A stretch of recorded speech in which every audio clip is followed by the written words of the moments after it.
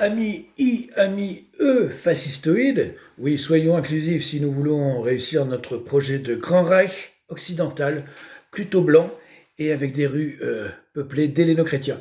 Eh bien, amis, je réagis immédiatement au décès de la reine d'Angleterre. Allez, je me mets 15 minutes, on va bien voir ce qui se passe. Normalement, j'ai fini quand ça sonne. Tout le monde parle de la reine d'Angleterre, que ce soit des défenseurs de la classe ouvrière comme Jack Lang, que ce soit des Franz-Olivier Gisbert et plein d'autres spécialistes qui ont révisé vite fait leur Wikipédia avant d'aller se traîner sur les plateaux de télévision et de nous enfumer au maximum.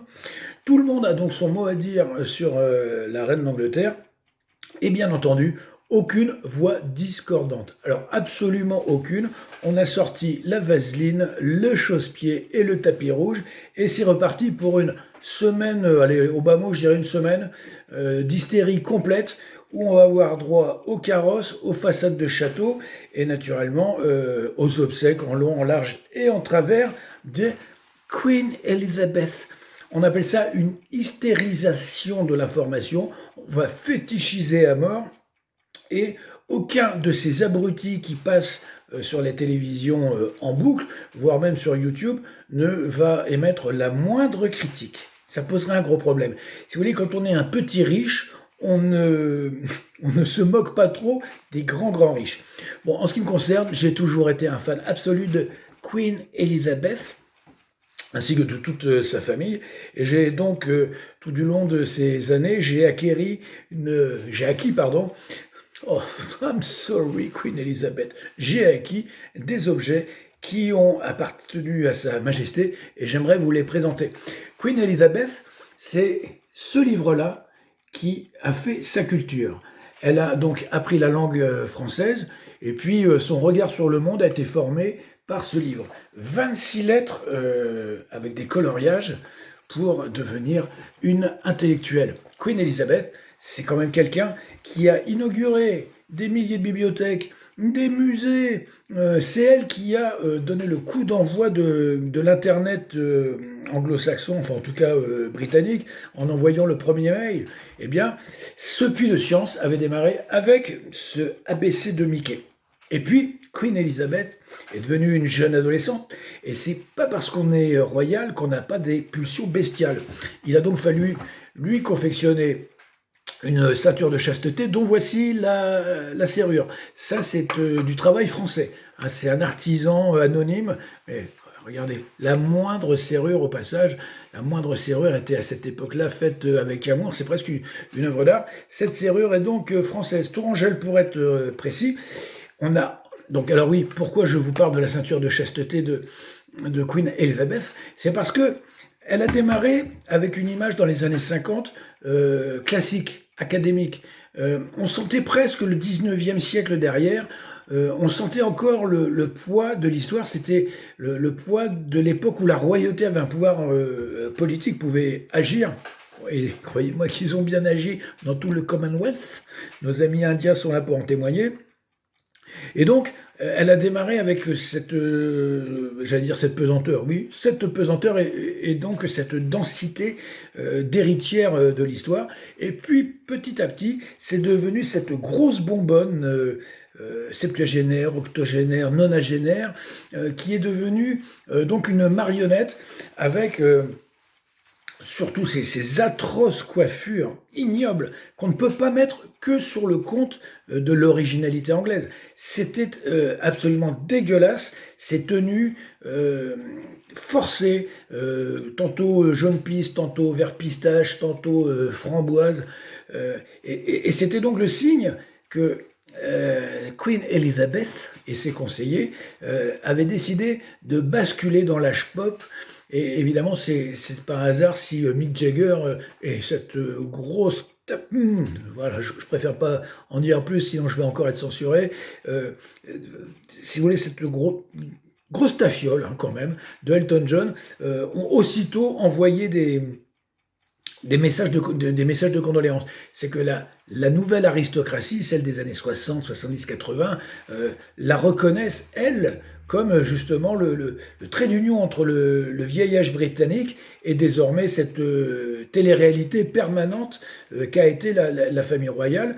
Et la famille royale, si vous voulez, n'a aucun talent. Ils vont quand même pas écrire une chanson, monter sur scène, faire quoi que ce soit. Il ne leur reste donc que leur vie privée à prostituer. Alors on en était où? Donc on en était à la ceinture de chasteté, et puis bah, la jeune fille, que je symboliserai par cette lampe à pétrole, c'est la lampe à pétrole que la jeune Élisabeth avait lorsqu'elle allait, lors de ses crises de boulimie, bouffer du pudding à l'office. Hein, la nuit, elle descendait avec ça. Ça, c'était pendant la guerre. Vous savez, on vous l'a fait aussi, sans doute, vous l'avez vu aujourd'hui ou hier, la reine Élisabeth était une résistante. Elle était en première ligne. Elle n'a pas quitté Londres. Putain. Bon, alors, si vous êtes l'anglais de base et que vous ne quittez pas Londres, ouais, là, le ciel risque de vous tomber sur la tête. Si vous êtes la reine Élisabeth, bon, on tourne un petit film en noir et blanc et elle symbolise l'Empire britannique. Donc la jeune fille est devenue une jeune femme. Il lui fallait donc du plus gros calibre. Donc ça, c'est encore un bel objet de ma collection. Je dirais que ça symbolise peut-être le prince Philippe. Le prince Philippe, dont on apprend par anecdote, là plusieurs fois ça a été répété, qu'il était un véritable gaillard, qu'il était rabelaisien. Bon, rabelaisien sans avoir écrit Gargantua, hein, on est bien d'accord, rabelaisien par des propos qui lui ont été prêtés. Alors paraît-il que dans un âge déjà avancé, il s'est collé sur l'arrière de la reine d'Angleterre et lui a murmuré en public, on a pu décrypter le message, ma saucisse. Bon, alors je ne sais pas si c'est le surnom qu'il donnait à la reine d'Angleterre ou si c'est, disons, une indication que une de ses nobles parties n'était pas insensible à ce charme de vieille jument. Bon, le prince Philippe, qui a tourné des films. Donc espérons qu'un jour les films du couple royal, les films coquins, apparaissent peut-être sur des sites de loisirs pour adultes. Mais avant toute chose, au-delà de l'image, au-delà des objets, celui-ci est celui qui symbolise le plus la royauté. Voilà, c'est ça. Écoutez bien. Voilà. Et là, l'Arbin majordome. Oh, j'ai un problème avec les lacets de ma chaussure. Ça, c'est la soumission, c'est l'instrument de la soumission. Alors évidemment, la domesticité, la valtaille, mais au-delà de ça, tout ce peuple anglais qui est en train de pleurer sa queen et qui n'a jamais cessé d'obéir. J'ai même vu qu'il y avait des Français, des mecs qui sont allés se foutre devant l'ambassade d'Angleterre pour pleurer sur la dépouille de la reine Élisabeth. Allez-y les petits chiens. Alors, qu'est-ce qu'on a d'autre comme objet? Bon, avant toute chose, je vais me prendre une petite dose de café. Je suis encore bien accro au café, hein. Moi c'est 5 litres par jour. Ceci est un mug vintage. Si vous avez regardé le film Get Back qui est sorti sur Disney+, hein, excusez du peu, Get Back, c'est en gros 3 à 4 heures de répétition des Beatles en train de créer leur album Let It Be, et vous constaterez qu'ils prennent leur thé so british dans ce mug-là. Celui-ci est d'origine, hein, vintage, totalement anglais. Donc, My cup of coffee à la santé de cette bonne vieille Queen Elizabeth. La reine Elizabeth n'avait aucun pouvoir politique. On vous a souvent parlé du téléphone rouge qui, soi-disant, relie le bureau ovale et le Kremlin en cas de grosse tension. Alors normalement, ce téléphone, en ce moment, devrait tout le temps être décroché, et ça devrait tout le temps discuter de ce qui se passe en Ukraine, qui est quand même une situation quasiment jamais vue depuis la dernière guerre mondiale, et surtout depuis qu'on est équipé en petites bombinettes nucléaires. Bon, en fait, on vous en parle jamais du téléphone rouge. C'est terminé, cette petite fable qui remonte aux années 60, 70, 80. C'est fini. Gardons quand même un œil sur l'Ukraine. Bon, comme elle n'avait aucun pouvoir politique, la reine, on lui a quand même donné un téléphone. Voilà, ça c'est le téléphone, vous voyez, où elle pouvait parler, négocier, Et puis ça, c'est pour que le prince Philippe... Je fais en même temps un petit peu d'éducation pour les jeunes générations qui ne connaissent que le smartphone. Et là, c'est l'écouteur pour que le prince Philippe, tout en se frottant à la reine Elisabeth, puisse écouter la conversation.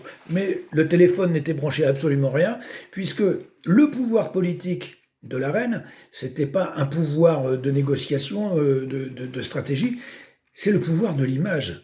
Et quand j'entends toute cette bande d'abrutis sur les plateaux dire qu'elle n'avait aucun pouvoir politique, erreur, je suis désolé, mais dans le monde du spectacle marchand, le monde des médias ou de la politique, c'est strictement la même chose.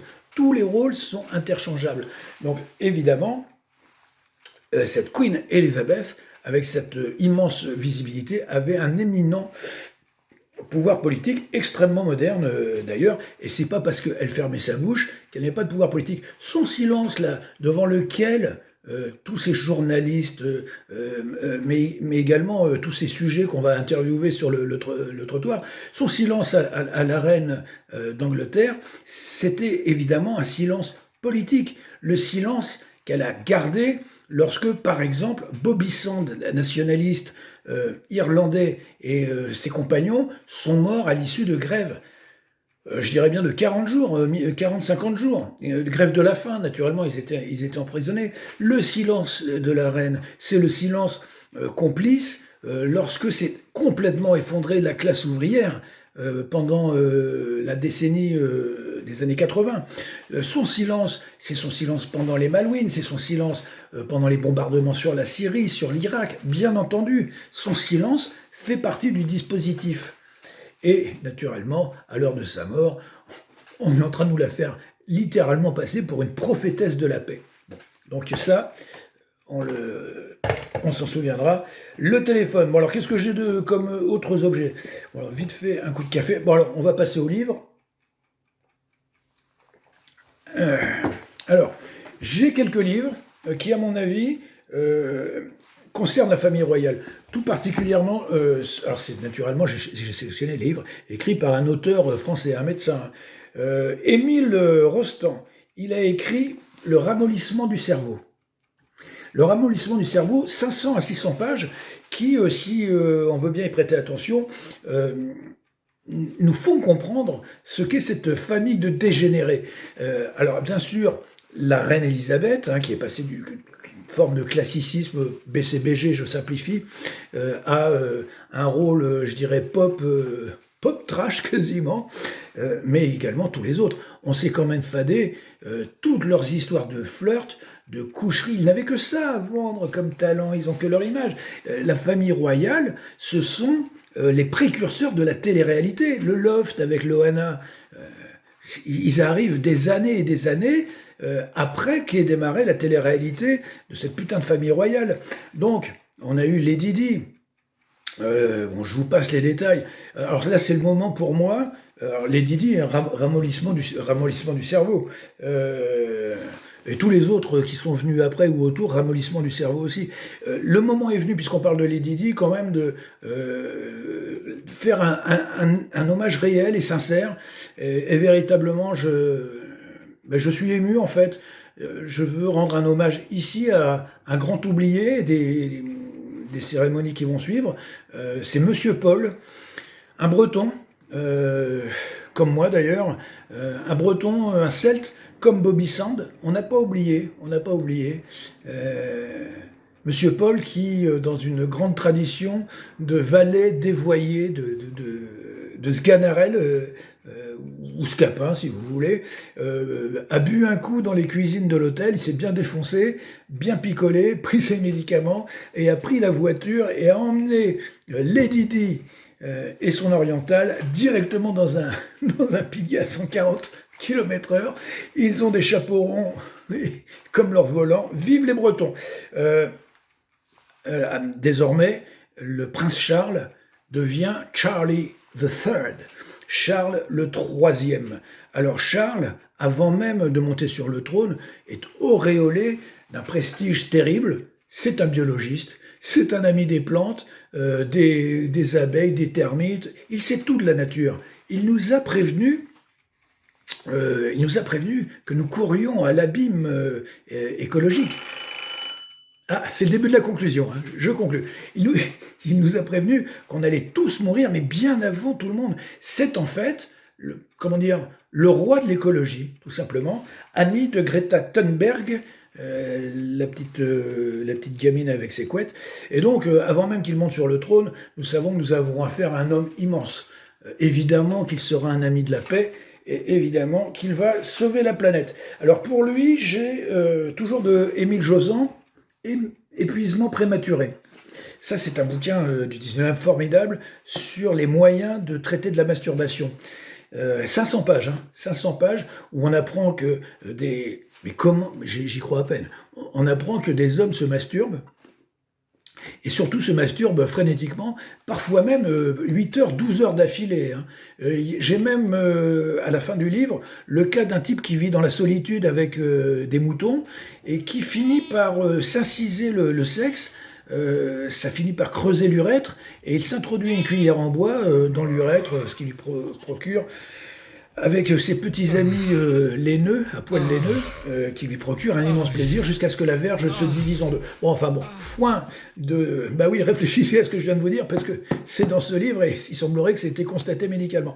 En tout cas, ce livre de Émile Jausan parle, avec 150 ans d'avance quasiment, de la famille royale et de leur masturbation frénétique en public. Ben, je crois qu'on a fait le tour. Alors... tour qui serait incomplet, j'ai quand même pris juste 2-3 notes, qui serait absolument incomplet si je ne mentionnais pas quelques personnalités qui se sont aussitôt précipitées sur les plateaux. Jack Lang. Jack Lang, un héros de la classe ouvrière, avait énormément d'admiration à partager avec nous. Il nous a rappelé le moment où la reine d'Angleterre, à la fin d'une journée officielle en visite, je pense que c'est à Blois, a retiré ses chaussures. Alors évidemment, hein, ils étaient entre eux, à retirer ses chaussures, car elle était fatiguée. Franz Olivier Gisbert, homme de droite, n'a pas cessé de lui passer la brosse ce matin. C'était infâme. C'est-à-dire, rien à dire, mais on va le dire, et surtout on va faire exercice d'admiration. Évidemment, la famille royale est une des plus puissantes au monde. On annonce qu'elle a environ 400 millions d'euros. Il faut être complètement abruti pour croire que leur bas de laine se limite à 400 millions d'euros, avec le jeu des donations, avec les jeux des gestions de patrimoine, et voire même, disons, de mettre un peu de pactole sur des îles lointaines. Il y a eu des scandales, mais bon, ils ont été évidemment étouffés. Oui, donc ils ont mis du fric dans certains paradis fiscaux, I presume. Cette fortune est immensément supérieure au montant de 400 millions d'euros. Donc Franz-Olivier Gisbert a été dire... Elle ne pensait pas à elle. Non, bien sûr que non, qu'elle ne pensait pas à elle. J'ai entendu, alors d'autres propos, je ne sais plus à qui les attribuer. Alors quelqu'un a sorti, le prince Charles est un intellectuel. C'est bon ça, hein, ça en dit long sur cette putain de machine de propagande d'information. C'est-à-dire que même faire le minimum vital d'information, ils en sont absolument plus capables. Le prince Charles est un intellectuel. Alors il y a une essayiste anglaise, je peux pas, j'ai plus son nom, qui a dit elle n'a jamais fait d'erreur. Quelqu'un d'autre, je pense que c'est une spectatrice, hein, de mémoire, elle était immortelle. Bon, en fait, on assiste à un événement cathartique, diront les pédants, donc je le dis juste pour bien montrer que je connais le mot, cet événement cathartique où la nation britannique va se ressourcer une dernière fois, mais ce sera bien la dernière fois. C'est un peu comme la mort de Johnny, si vous voulez. L'Angleterre, c'est désormais devenu, comment dire, un creuset d'immigration ultra massif. C'est devenu un endroit où les métropoles tantôt essayent de retrouver une prospérité. Alors je pense à Liverpool qui tout d'un coup redresse le nez. C'était sous Tony Blair au moment où il y avait la pop anglaise, Manchester et tout ça. Mais en fait, ce sont des trous à précarité où les petits blancs s'enfoncent jour après jour.